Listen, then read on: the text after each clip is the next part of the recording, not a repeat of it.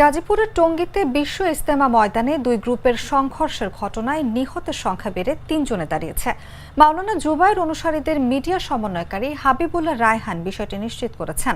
স্থানীয় সূত্রে জানা গেছে, বিশ্ব ইজতেমার আগে আগামী 20 ডিসেম্বর থেকে 5 দিনের জোর ইজতেমা করার জন্য সাদ অনুসারী মুসল্লিরা ইজতেমা ময়দানে প্রবেশের চেষ্টা করছিলেন। আর সাদপন্থীরা যেন ইজতেমা ময়দানে প্রবেশ করতে না পারেন সেজন্য আগে থেকেই ময়দানে অবস্থান করছিলেন জুবায়েরপন্থীরা।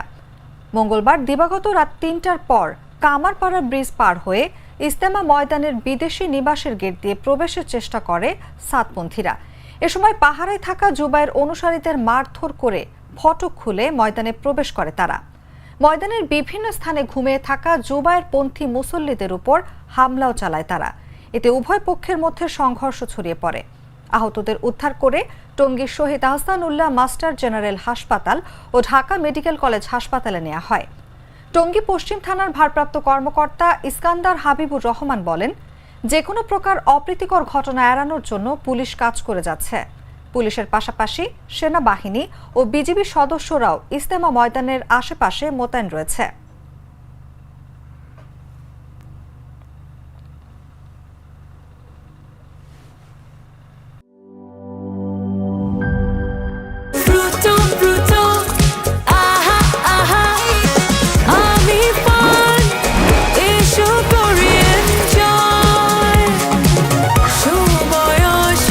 প্রাণ ফ্রুটো, সময় অসময় ফ্রুটোময়।